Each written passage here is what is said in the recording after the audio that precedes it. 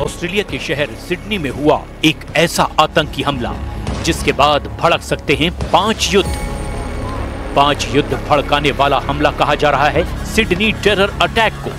इस हमले ने तय कर दिया है कि इजराइल के खिलाफ युद्ध का नया बैटल ग्राउंड बनने जा रहा है ऑस्ट्रेलिया।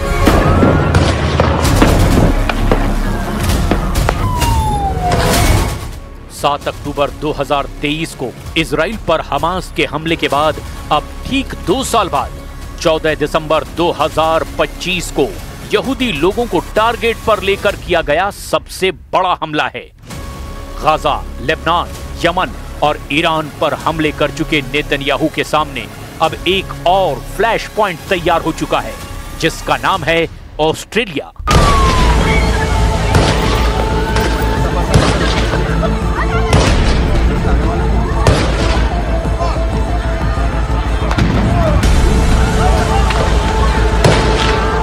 सिडनी में समंदर के किनारे हुए हमले ने पूरी दुनिया के होश उड़ा दिए।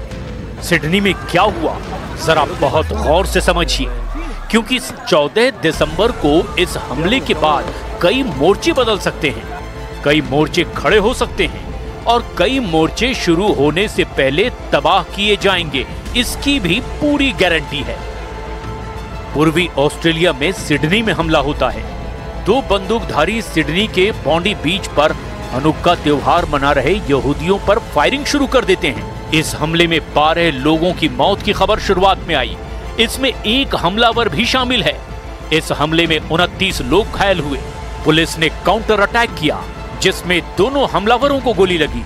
एक की मौके पर ही मौत हो गई, जबकि दूसरे पर तब काबू पाया गया जब वो गंभीर हालत में था। As a family at a bar mitzvah for a relative, and it started at 6:30, and at about 6:40 people started screaming, telling us to run inside. So we ran into behind the kitchen and we were just hiding in a room, and there were lots of children there. Their parents weren't there because this was a kids party basically, and lots of kids crying. It was really horrible. How many shots do you think were ringing out? Oh, 50, 60. It just didn't stop. It seemed like 20 minutes.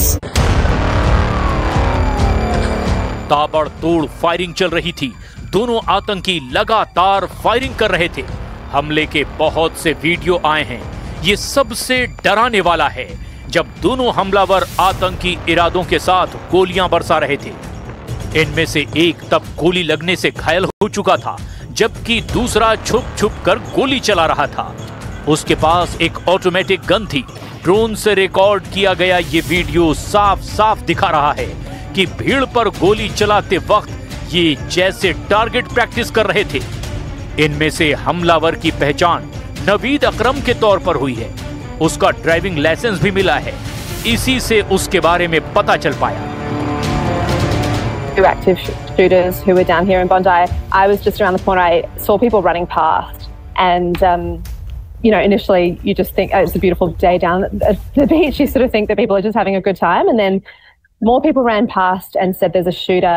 There's a mass shooting, and they're killing people." And I heard the gunshots, and you know, I mean, it's just behind me.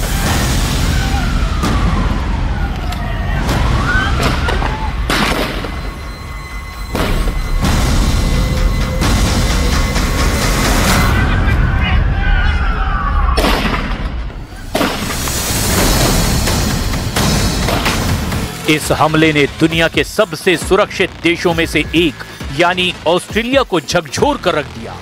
जब एक हमलावर गोली चला रहा था, तब वहां मौजूद एक व्यक्ति हिम्मत दिखाकर उस पर टूट पड़ा। उसकी बंदूक छीन ली और फिर हमलावर पर ही बंदूक तान दी। उसकी इस बहादुरी ने बहुत से लोगों की जान बचा ली, लेकिन तब तक दोनों बहुत नुकसान कर चुके थे। बॉन्डी बीच पर लाशें बिखरी पड़ी थी। आतंकी से बंदूक छीनने वाले शख्स का नाम अहमद अल अहमद है। 43 साल के इस आम नागरिक ने बहुत बहादुरी दिखाई, जबकि इस दौरान दूसरे आतंकी ने उसे गोली मारी। इस वक्त अहमद अल अहमद अस्पताल में भर्ती है। उसे सिडनी का हीरो कहा जा रहा है। It was a Hanukkah event. It was a Jewish event. It was full of grandparents and grandchildren celebrating yes, celebrating their religious event together. It was a community event. I was walking next to it, and then there was, I guess, a series of shots. It ended up being, I think, a few hundred shots. इस दौरान बॉन्डी बीच पर England के पूर्व cricketer Michael Vaughan भी मौजूद थे।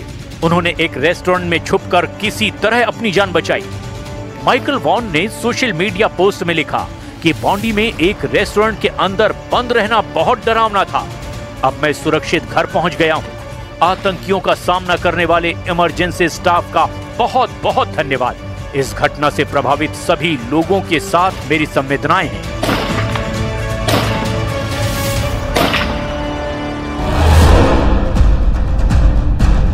Australia के प्रधानमंत्री एंथनी अल्बनीज भी तनाव में आ गए कि आखिर सबसे सुरक्षित देशों में गिने जाने वाले ऑस्ट्रेलिया में कैसे ये आतंकी हमला अंजाम दिया गया।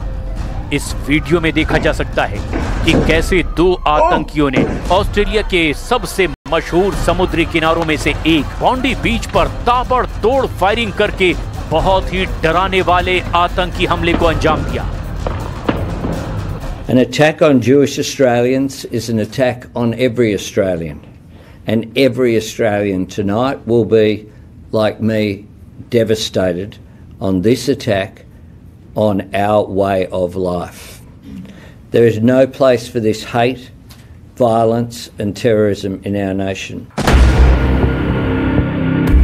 पूरी दुनिया ने 2 साल तक गाजा में इजराइल के हमले देखे। हमास को खत्म करने के लिए की गई इस बमबारी में 70,000 से ज्यादा लोगों की मौत हुई, जिनमें 25,000 तो सिर्फ बच्चे थे। लेकिन गाजा के युद्ध के बाद इजराइल के बाहर यहूदियों के खिलाफ हिंसा भी बढ़ी और ऑस्ट्रेलिया में हुआ ये आतंकी हमला इसका सबसे बड़ा और ताजा सबूत है। इजराइल के अमूमन हर साल करीब 90 लाख लोग विदेश यात्रा करते हैं, लेकिन गाजा में युद्ध के बाद बदले हालात की वजह से इसमें काफी गिरावट आई। 2023 में इजराइल से 90 लाख लोग विदेश यात्रा पर गए, 2024 में 70 लाख, 2025 में अक्टूबर तक का आंकड़ा बताता है कि 80 लाख इजरायली लोगों ने विदेश यात्रा की। ऑस्ट्रेलिया भी इजरायली पर्यटकों के लिए एक बड़ा डेस्टिनेशन कहा जाता है और अब 14 दिसंबर को जो यहां हुआ आतंकी हमले ने विदेशों में उनकी सुरक्षा को लेकर कई सवाल खड़े करने शुरू कर दिए हैं। Our police and security agencies are working to determine anyone associated with this outrage. Our agencies will provide you with factual updates as quickly as possible as they continue to emerge. Israeli नागरिक ज्यादातर Europe की यात्रा करते हैं, जिनमें Greece, Cyprus, Italy, Hungary, तुर्की और Spain उनके पसंदीदा जगहों में शामिल हैं।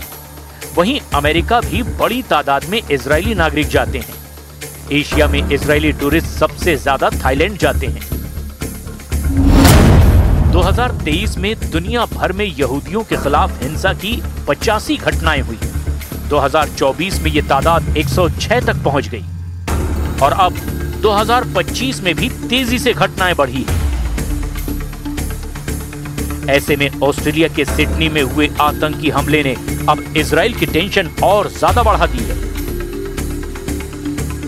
Our sisters and brothers in Sydney, Australia have been attacked by vile terrorists in a very cruel attack on Jews who went to light the first candle of Hanukkah on Bondi Beach.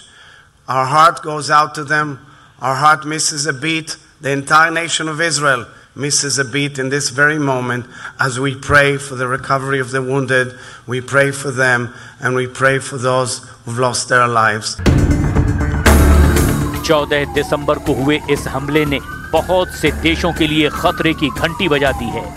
Australia इसे रोकने में नाकाम साबित हुआ, लेकिन ऐसे ही हमले अब वहां होने का खतरा है जहां इजरायली पर्यटकों का आना जाना रहता है। कुल मिलाकर इजराइल और खासकर बेंजामिन नेतन्याहू के लिए ये एक और फ्रंट तैयार हो चुका है और इसका मुकाबला करना हमास और हिजबुल्लाह से भी ज्यादा खतरनाक साबित होगा।